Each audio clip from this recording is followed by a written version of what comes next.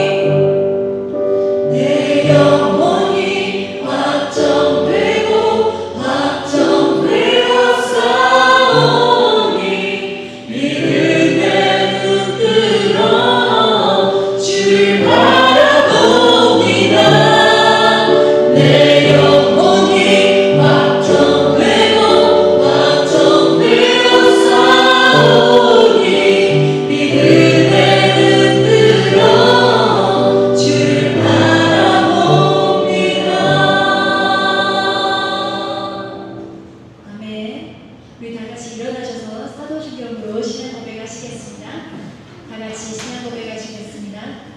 전능하사 천지를 만드신 하나님 아버지를 내가 믿사오며 그 외아들 우리 주 예수 그리스도를 믿사오니 이는 성령으로 잉태하사 동정녀 마리아에게 나시고 고디오 고난을 받으사 십자가에 못 박혀 죽으시고 장사한 지 사흘 만에 죽은 자 가운데서 다시 살아나시며 하늘에 오르사 전능하신 하나님 우편에 앉아 계시다가 저리로서 산자와 죽은 자를 심판하러 오시리라. 성경을 믿사오며 거룩한 공회와 성도가 서로 교통한 것과 죄를 사하여 주시는 것과 몸이 다시 사는 것과 영원히 사는 것을 믿사옵나이다. 아멘. 모두 다 착석해 주시고 예배를 위해 김성민 집사님께서 대표기도 하시겠습니다. 사랑과 위로의 하나님 아버지, 한 해의 마지막 개국에서 12월 둘째 주 우리의 걸음을 다시 주님 앞으로 인도해 주시니 감사드립니다. 여전히 우리 곁을 지키시는 주님의 사랑을 오늘 이 시간 조용히 느끼게 하옵소서. 주님, 바쁘고 복잡한 날들 속에서 주님을 바라보지 못했던 우리의 부족함을 고백합니다. 그러나 우리가 멀어진 순간에도 주님은 한 번도 우리를 놓지 않으셨음을 기억합니다. 우리의 마음을 다시 부드럽게 하시고 주님께만 시선을 고정하는 은혜를 허락해 주옵소서. 올해가 저물어가며 마음이 흔들리고 지친 이들이 있다면 주님 그 영혼을 부드럽게 감싸 주옵소서.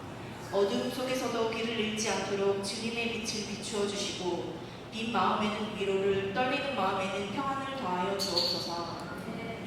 우리의 가정과 자녀들을 주님의 따뜻한 손길로 지켜주시고 아이들의 꿈과 걸음을 위해 늘 선한 길을 열어주옵소서. 우리의 삶이 작지만 진실한 감사로 채워지게 하시고 흩어졌던 마음들이 다시 사랑 안에서 서로를 향해 모이게 하옵소서. 오늘 전해진 말씀을 통해 주님이 우리에게 들려주고 싶으신 부드러운 음성을 발견하게 하시고 목사님에게 성령의 신선한 기름 부으심을 더하셔서 우리의 영혼이 새 힘을 얻게 하옵소서. 주님, 이 올해가 지나가기 전에 우리의 마음에 남은 상처들을 녹아 사라지게 하시고 새해를 향한 소망과 기쁨이 조용히 다시 피어나게 하옵소서. 늘 함께 하시는 주님께 모든 영광과 감사를 올려드리며 우리의 삶의 이유가 되시는 예수 그리스도의 이름으로 기도드립니다.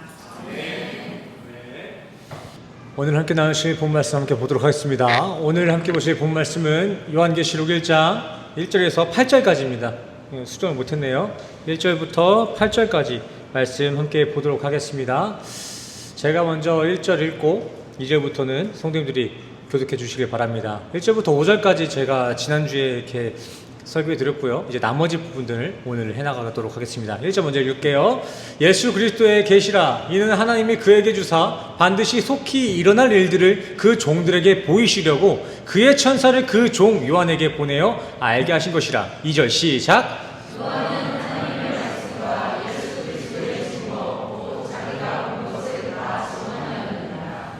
이 예언의 말씀을 읽는 자와 듣는 자와 그 가운데에 기록한 것을 지키는 자는 복이 있나니 때가 가까움이라.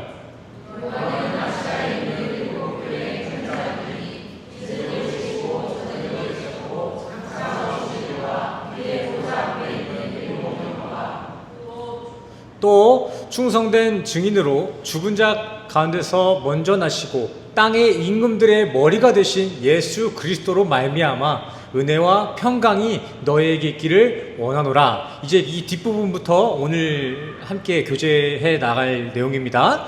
우리를 사랑하사 그의 피로 우리 죄에서 우리를 해방하시고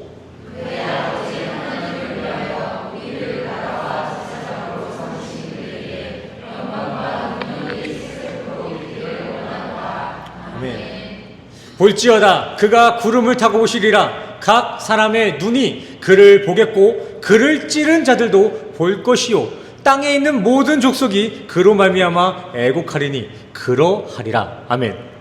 주 하나님이 이르시되 나는 알파와 오메가라. 이제도 있고 전에도 있었고 장차 올 자요 전능한 자라 하시더라. 우리 8절만 다시 읽겠습니다. 시작. 주 하나님이 이르시되 나는 알파와 오메가라.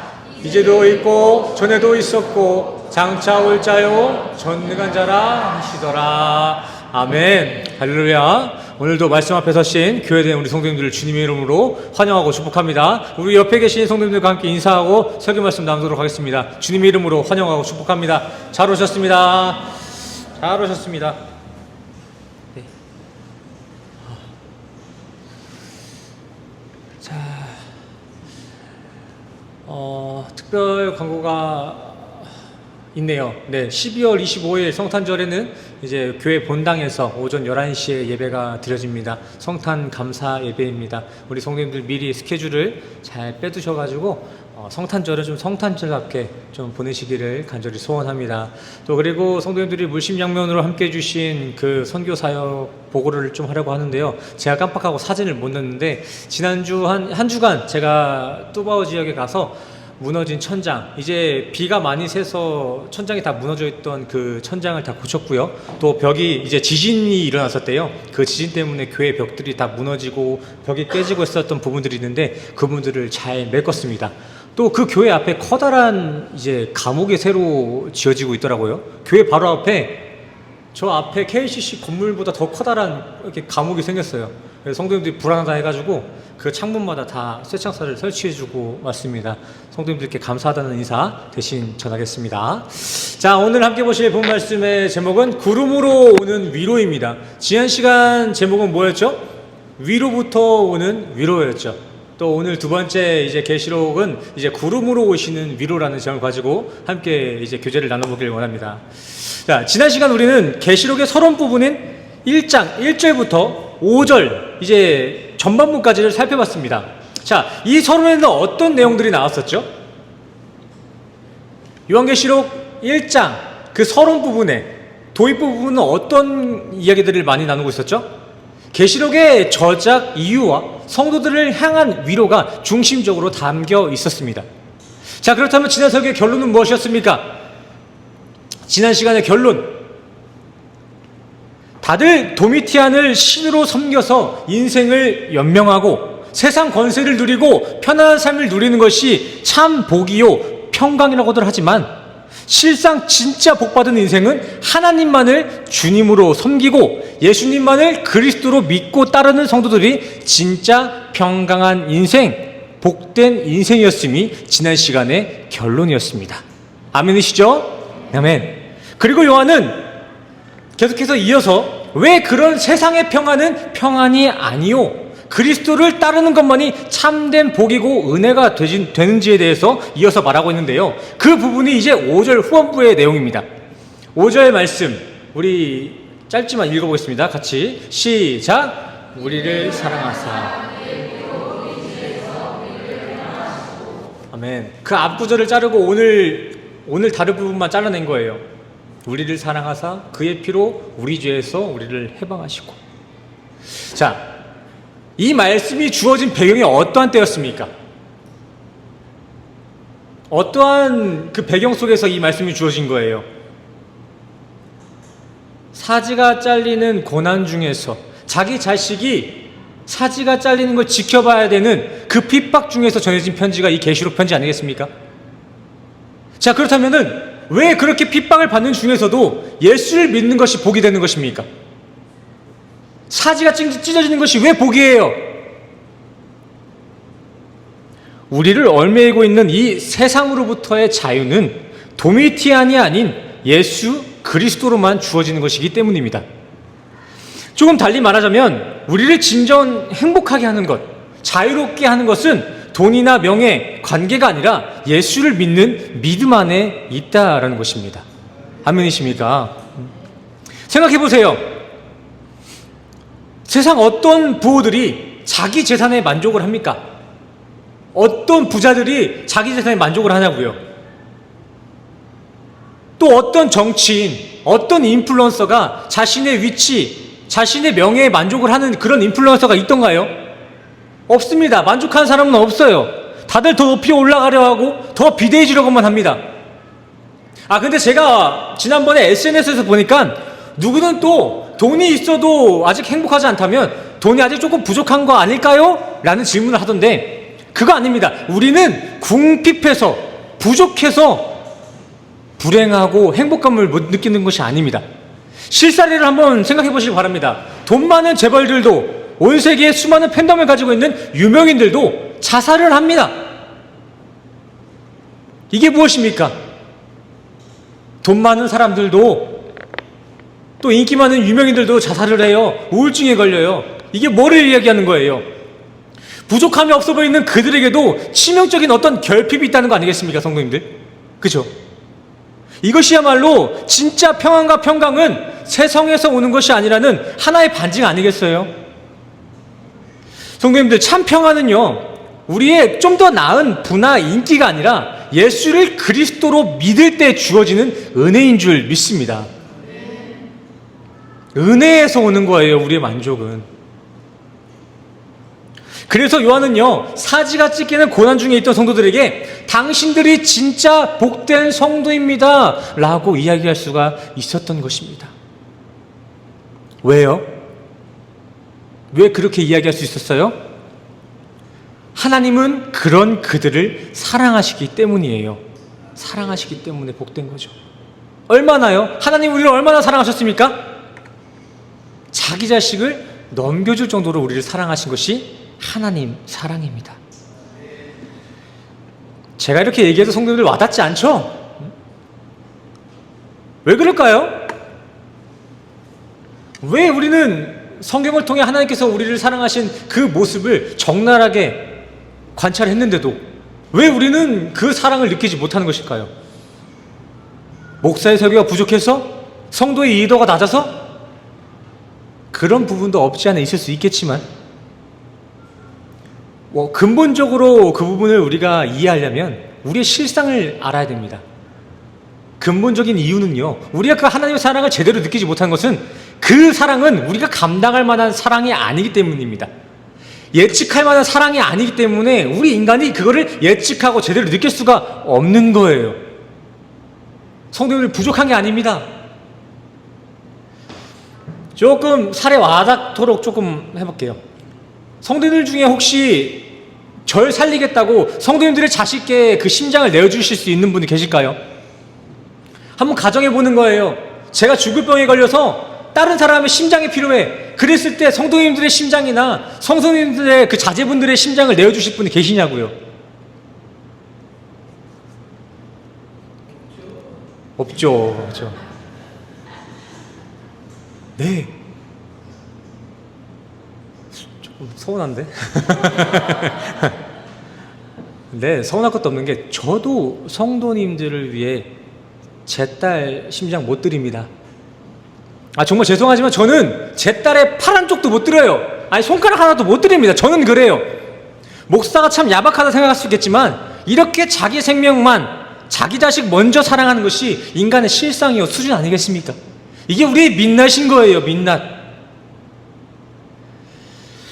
그래서 우리는 하나님이 자기 아들이신 예수를 원수 같은 우리 인간에게 넘겨주신 그 사랑이 얼마나 커다란 사랑인지 제대로 상상하지도 느끼지도 못하는 것입니다. 그러한 그 그릇이 없기 때문에요. 세상 말로 깜냥이가 안 되는 거예요. 물론 손양원 목사님이나 아브라함 같은 위인들이 있긴 합니다.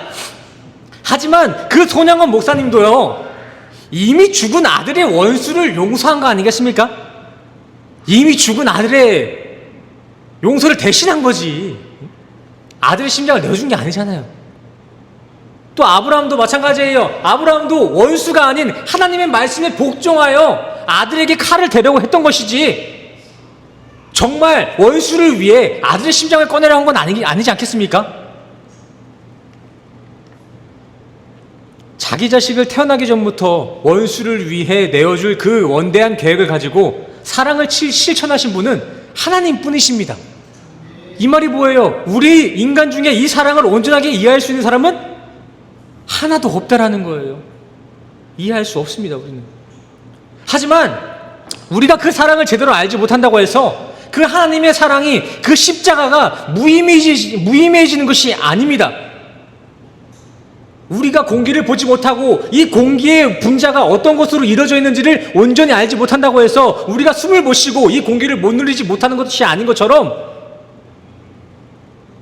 그 십자가를 우리가 이해하지 못하고 하나님에 대한 지식이 방대하지 못하다 해도 그 하나님의 사랑은 변함없이 커다랗다라는 것입니다. 우리가 연약하고 무지해서 알지 못해도요, 그 하나님의 사랑은 분명한 주권을 가지고 우리를 구원까지 이끌어 가실 것입니다.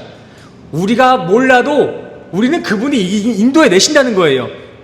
예수님께서도 말씀하시지 않았습니까? 이제는 내가 너를 밧줄로 띠띠우고 끌고 갈 것이다. 어디로요? 영광의 길로. 그래서 요한은 계시록에도 이런 말씀을 기록하고 있는 것입니다. 하나님께서 성도님들을 하나님 나라 곧 제사장 삼으셨습니다. 원어대로라면 이 구절은요, 우리 성도들이 뭘 잘하면 그렇게 제사장 삼겠다, 천국으로 보내주겠다가 아니라 이미 성도들을 나라요 제사장 삼았다라고 기록하고 있습니다.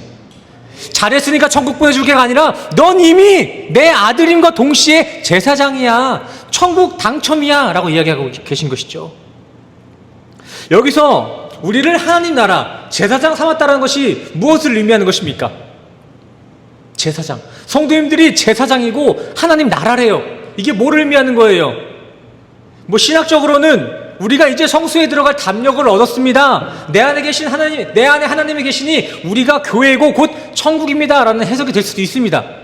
하지만 조금 더 살에 와닿게 조금 의역해 보자면, 하나님은 지금도 우리와 가장 가까이 함께 하시고 지금도 하나님은 우리를 가장 좋은 길로, 천국 길로 인도하고 있다라는 것입니다. 이 말씀이 언제 선포됐다고요? 자신의 몸이 기름 가운데 불타는 그 상황 속에서, 자신의 자식이 사지가 잘려 나가는 그 환경 속에서 주어진 메시지가 오늘 이 본문 말씀이라고요. 힘들지? 근데 그래도 나는 그 가운데서도 함께하고 있어. 이건 2000년 전 신앙인들만의 이야기가 아닙니다. 오늘을 살아가는 우리의 이야기입니다. 2000년 전 그리스도인들 뿐만이 아니라 지금 여기 모여있는 우리 성도님들의 일상 속에서도 하나님이 함께 일하고 계시는 줄 믿습니다. 설령 성도님들의 삶이 이전보다 조금 팍팍하고 윤택하지 못하다 할지라도 하나님은 예전이나 이전이나 지금이나 변함없이 성도님들을 좋은 길로, 천국 길로 인도하고 계신다라는 것입니다. 바로 이 사실을 듣고 지키는 자, 믿는 자가 진짜 복받은 자이고, 이 믿음이 우리 성도들의 영광과 능력이 되는 줄 믿습니다. 성도님들, 우리가 가지고 있는 재산이 우리의 능력이 아닙니다. 우리가 올라와 있는 이 직책이 우리의 영광이 아니에요. 예수를 믿는 믿음이 우리의 영광과 능력인 줄 믿습니다. 왜요? 왜 우리의 직책과 우리의 재산이 우리의 능력이 될 수가 없습니까? 왜요? 왜 우리의 직책과 우리의 재산이 우리의 영광이 될 수가 없어요? 그런 돈과 명예는 시간에 따라 다 사라질 것들이기 때문입니다. 하지만 주님은 지금도 살아계시고 곧 우리와 다시 마주할 하나님이시기 때문에 그를 믿는 믿음만이 우리의 참된 영광이요 능력이 되는 것입니다. 말씀을 다시 보시기 바랍니다. 7절 말씀. 주님은 지금도 우리가 보이지 않는 곳에서 성령으로 늘 함께하고 계시지만 장차에는 우리 눈으로도 볼 수 있고 만질 수 있는 그 주님을 마주하게 될 것입니다. 계시록 1장 18절 말씀도 함께 보십시오. 예수는 죽은 신이 아니라 살아계신 하나님이십니다. 살아계신 하나님. 이게 무슨 말입니까? 우리의 믿음은 허황된 꿈이나 망상이 아니라 실상이요 실제라는 거예요. 실제. 허나 여기서 우리가 조금 학적으로 좀 풀어가야 될 부분이 있는데요, 그것은 이제 예수님께서 구름을 타고 오신다라는 표현입니다. 자, 성경을 보시면 먼저 성경에서는요, 그 구름을 보통 하나님의 영광과 임재를 상징할 때 사용합니다. 출애굽 당시 이스라엘 지켜줬던 그 구름 기둥도 같은 의미를 가지고 있죠. 헌데 이 구절에서 나온 구름은 예수님께서 진짜 나중에 이런 세컨 커밍 할 때 이런 구름을 타고 오신다라는 표현이 맞는 걸까요? 정말 예수님이 저러고 오실까요? 먼저 원어 차원에서 보시면요, 여기서 예수님께서 구름을 타고 오신다는 표현은요, 진짜 그 군둥 같은 구름을 타고 오신다는 것이 아니라 메타, 함께 더불어, 구름과 함께, 구름과 더불어 오신다라는 표현이 조금 더 맞는 해석입니다. 구름을 타고 오시는 것이 아니에요. 구름과 함께, 구름과 더불어 오신다는 것이죠. 우리가 이 부분을 조금 더 정확하게 해석하려면 히브리의 배경도 조금 이해할 필요가 있는데요. 먼저 우리는요, 구름이라 하면 어떤 구름을 떠올립니까? 이런 하얀, 푸른 하늘의 하얀 색깔, 이 구름을 우리는 구름이다 이렇게 연상하지 않습니까? 그쵸? 맞잖아요, 그죠? 하지만 히브리 사람들은요, 보통 구름이라고 하면 이런 먹구름을 떠오릅니다. 먹구름.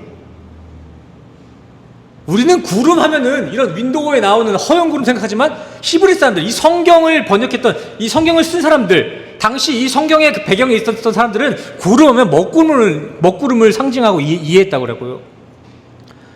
여기서 이 먹구름은 무엇입니까? 먹구름이 뭐예요? 먹구름. 더러운 구름이에요? 아닙니다. 이 대기가, 이 구름이 물을 머금고 있는 상태가 먹구름 아니겠습니까? 히브리 사람들은 보통 이렇게 비가 내릴 것 같은 물이 꽉 차 있는 먹구름을 구름으로 여겼다라는 거예요, 보통. 그리고 성경은 이 물을 이렇게 생명과 말씀의 의미를 두었고, 또 성령의 의미를 담아주기도 했습니다.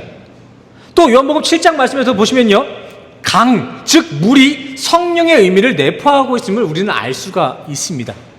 즉 성경이 말하는 구름이란 물이 찬 먹구름을 의미함으로써 동시에 생명과 성령 그리고 말씀을 상징한다라고 볼 수가 있는 것이겠죠. 자, 이렇게 여기까지 내용을 종합하여서 다시 계시록 1장 7절 말씀을 해석해보면요, 이렇게 되겠습니다. 예수님은 말씀과 함께 성령과 더불어 이 땅에 오시게 될 것입니다. 아멘이십니까? 그냥 단순히 구름을 타고 오시는 그 형상을 묘사한 것이 아닙니다. 하나님이 우리에게 오실 때 어떻게 오신다고요? 말씀으로, 성령으로 오신다라는 거예요.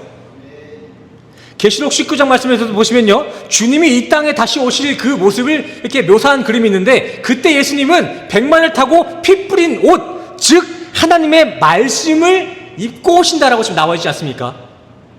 아멘이십니까? 말씀으로 오신다고요, 말씀으로.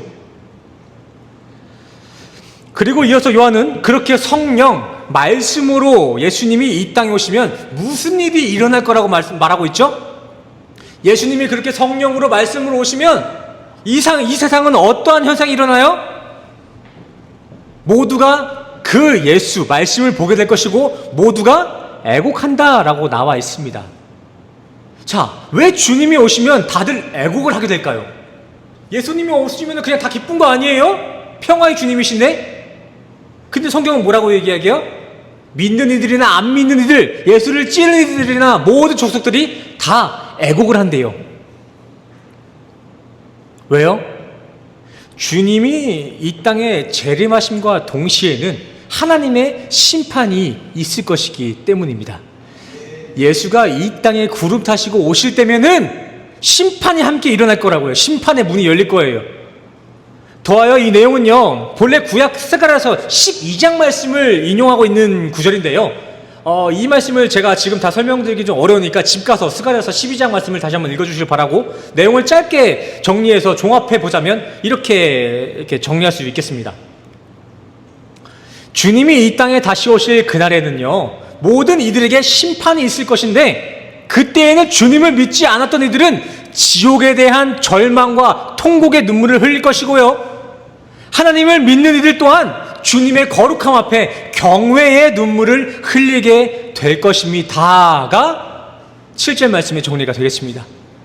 그리고 계시록 7장 말씀에 가서는 하나님께서 이러한 약속을 하십니다. 모두가 눈물을 흘리겠지만 성도들의 눈물은 내가 닦아줄 거야. 다시는 눈물 흘리지 않게 할 거야. 하나님은 지금 이렇게 말씀하고 계신 것이죠. 믿지 않는 이들은 평생 눈물을 흘리면서 후회하게 될 것이다. 허나 지금 너희가 나를 믿음으로 인해 흘리고 있는 그 눈물, 신앙인으로서 살아가기 위해 너희들이 감수하고 있는 그 고생과 그 눈물은 내가 다 닦아줄 것이다. 회복시킬 것이다. 우리가 이 세상에서, 이 사회에서 꿋꿋이 신앙인으로서 살아내고자 할 때 겪었던 그 아픔들, 그 손해들, 그걸요 하나님이 다 알고 계시고 마지막 그날에는요 하나님께서 그 수고 하나님이 먼저 알아주시고 격려해 주시고 위로해 주신다는 거예요. 이 사회에서 우리가 신앙인으로서 살아간다는 게 얼마나 불편하고 힘듭니까? 그쵸? 그냥 잠깐 눈 감고 모르는 척 해주면은 돈 100만 원, 돈 1000만 원이 우습게 왔다 갔다 하는데 눈 번쩍 뜨고 살아가는 게 이게 얼마나 힘드냐고요, 성도님들. 근데 그거 헛되지 않다라는 거예요. 하나님이 보고 계시다는 거예요. 요한은 이렇게 이야기하고 있는 것이죠. 세상에서 그리스도인으로 살아가며 손해보는 거, 상처받는 거, 그거 결코 헛되지 않다. 하나님이 지켜보고 계시니까 끝까지 그 신앙 잘 지켜내 봅시다. 오늘 서론의 마지막 구절인 계시록 1장 8절 말씀도 보시기 바랍니다. 어떻게 마무리가 되고 있습니까? 하나님, 나는 알파와 오메가라, 젖는 자라. 아멘.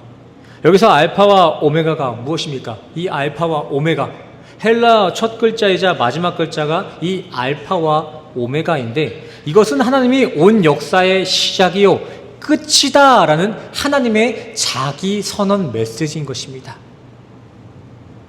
이것이 무엇을 의미하고 있는 것입니까?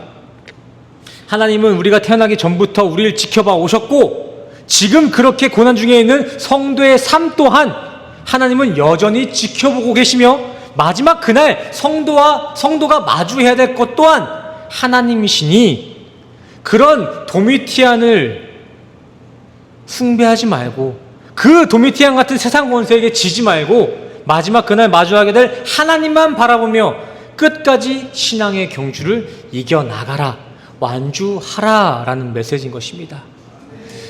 돈 때문에 신앙 버리지 말고, 관계 때문에 교회 버리지 말고, 그 개인의 야망과 그 욕심 때문에 예배생활 게을리하지 말라고요, 성도님들. 한 주 빠지면 모르겠지? 제가 모를 수도 있죠. 성도님들 여러분 계시니까 저는 모를 수도 있어요. 남들은 뭐라고 하지 않을 수도 있어요. 하지만 하나님이 지켜보고 계신다고요, 성도님들. 하나님이. 저 알아봐달라고, 목사 보고 알아봐달라고 성도님들 신앙생활 하는 거 아니잖아요. 하나님이 지켜보고 계십니다, 성도님들. 성도님들 안 왔을 때 제가 막 따로 뭐 연락하고 뭐 이런 거 없어도요, 성도님들 스스로 조금 찔림이 있어야 돼요. 하나님이 보고 계시다니까요, 하나님이. 내 회사 실적, 내 개인 자산은요, 마지막 그날에 심판대 앞에 우리를 조금도 변호해 줄 수가 없습니다. 성도님들, 말씀을 붙잡으시길 바랍니다. 말씀을. 우리는 우리를 영원히 보증하실 그 성령을 의지해야 하는 것입니다, 성도님들.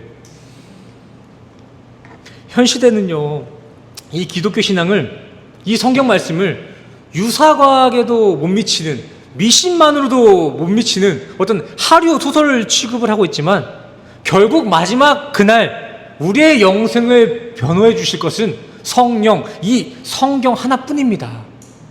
사람들이 무시한다고 해서 이 성경이 가치가 떨어지는 것이 아닙니다. 사람들이 인정하지 않는다고 해서 이 성경이 우리에게 전해야 될 것을 못 전하는 게 아니에요. 의미가 없어지는 것이 아닙니다.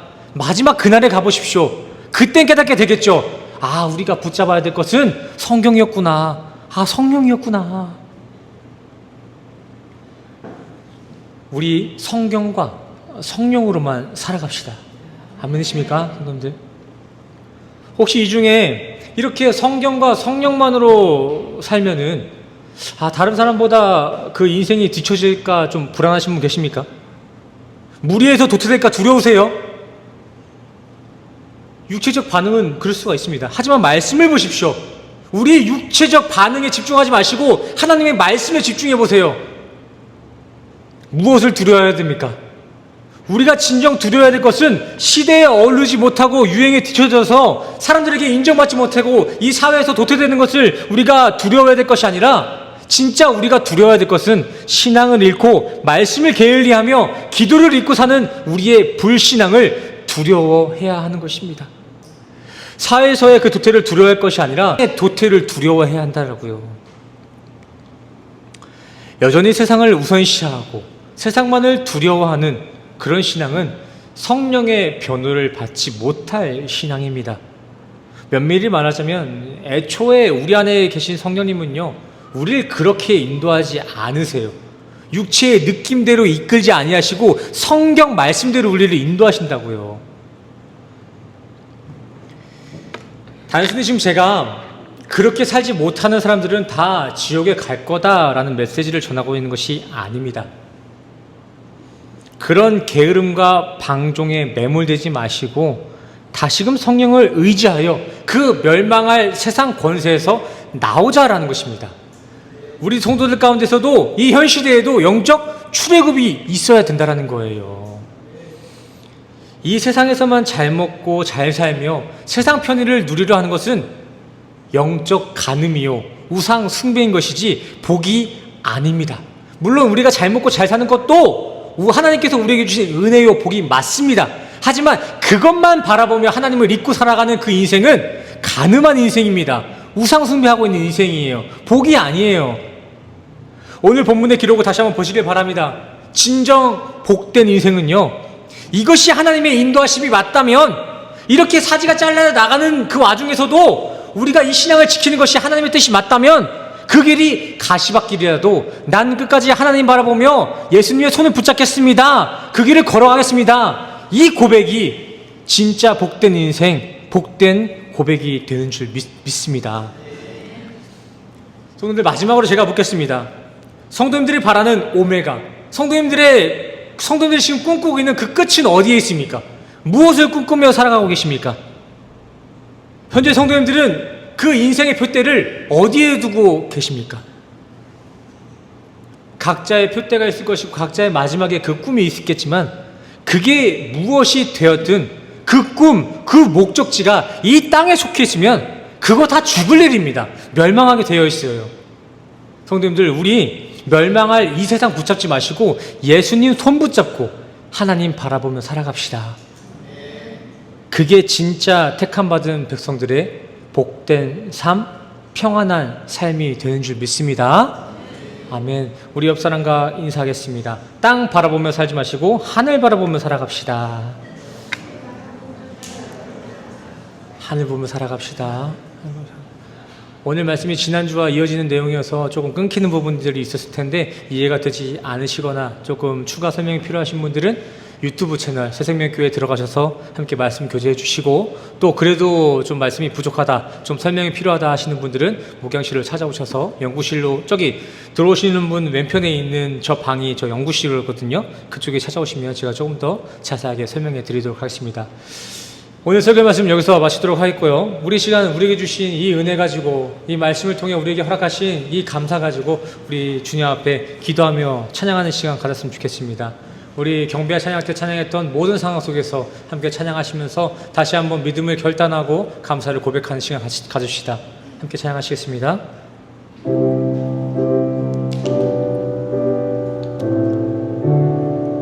모든 상황 속에서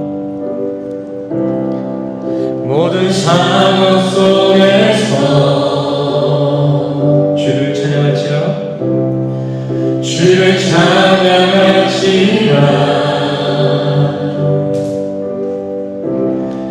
주는 너의 큰 사랑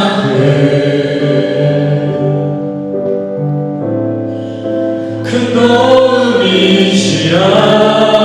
주의 얼굴 구할 때 주의 영을 보사 주의 영을 부사 크신 사랑 안에서 주를 보게 하소서. 주를 보게 하소서. 아멘. 내 영혼이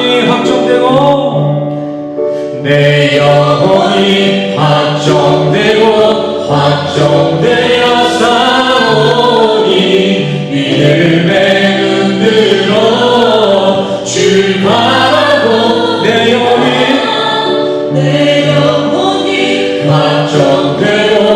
확정되어 싸우니 믿음에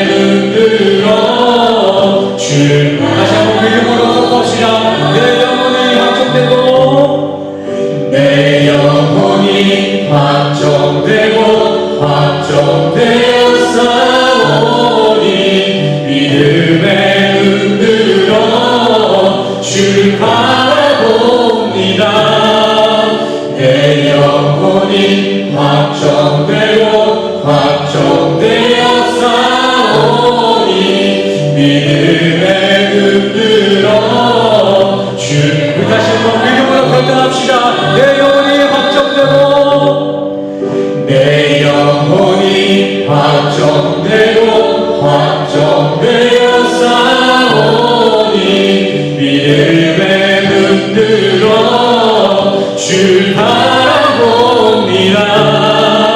내 영혼이 확정되고 확정되어 싸우니 믿음에 흔들어 주 바라봅니다. 아멘. 우리 이 시간 이 믿음 가지고 이 고백 가지고 주님 앞에 기도하며 나가겠습니다. 기도합시다.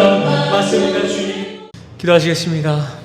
하나님, 우리 성도들 하나님이 아닌 다른 것들을 더 사랑치 않게 하여 주시옵소서. 세상을 들어하기보단 하나님의 말씀을 경외하는 우리 새생명교회 되게 하시고, 성도들의 마지막 그 목적지 또한 육체의 야망과 탐심에 머물지 않게 하시고, 영생의 예수 그리스도가 성도들의 마지막 그리고 또 유일한 소망 되게 하여 주시옵소서.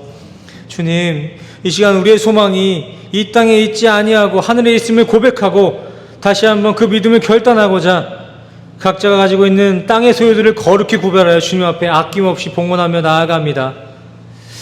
맞습니다. 주님, 헌금은 나를 위한 투자가 아니요 하나님을 위한 손해입니다. 이렇게 하나님을 위해서라면 얼마든지 그 손해까지도 감당하고자 하는 우리 성도들의 고백을 귀히 여기시고, 아버지께서 그들의 삶을 부족함 없는 삶으로 성령으로 충만한 삶으로 인도하여 주시옵소서. 주님, 이제 우리 성도들 다시 한 주간을 살아갑니다. 내게 주어진 이 시간은 당연한 것이 아닙니다. 하나님의 치명적인 손해와 희생으로 주어진 은혜요 축복이 우리의 인생인 줄 믿사오니, 그렇게 주님이 우리를 위해 사신 것처럼 우리도 주님을 위해 그렇게 몸과 마음을 다해 주님의 영광을 위해 살아갈 수 있는 거룩한 제사장의 삶으로 우리 성도들을 인도하여 주시옵소서. 우리가 걸어야 할 곳이 가시밭길이라도 예수와 함께라면 그곳이 천국인 줄 믿사오며 예수 그리스도의 이름으로 간절히 기도드렸습니다. 아멘. 우리 이 시간 다 같이 일어나셔서 기대 찬양하시고 우리 축도로 나아가도록 하겠습니다. 우리 기대 찬양은 피아노가 준비가 안 되어 있습니다. 근데 우리가 지금껏 많이 불렀던 찬양이니까 우리 목소리로 함께 찬양하시고 축도하시겠습니다. 주 안에 우린 하나, 모습은 달라도 예수님 한 품만 바라네. 아멘. 사랑과 선행으로 서로를 격려해 따스함으로 보듬어가리. 주님 우리 안에 함께 하시니 형제자매의 기쁨과 슬픔 느끼네. 내 안에 있는 주의 모습 보내. 그분 기뻐하시네. 아멘. 주님 우리를 통하여서 주님 우리를 통해 계획하시는 부족한 입술로 찬양하게 하시는 주님 우리를 통해 계획하시는 너를 통해 하시는 길에 아멘. 우리 이 믿음 가지고 각자의 가슴에 손을 얹고 함께 축도하며 나아가시겠습니다. 제가 대표로 축도하겠습니다. 축도하겠습니다. 지금은 우리 주 예수 그리스도의 은혜와 십자가로 확증하신 주님의 사랑과 오늘도 우리를 교회로 지어나가시는 그 성령님의 교통하심이 더 이상 이 땅을 바라보지 않고 하늘만을 바라보기를 결단하는 우리 모든 성도님들의 머리 위에 지금으로부터 영원까지 함께 하시기를 간절히 축원합니다. 주옵소서.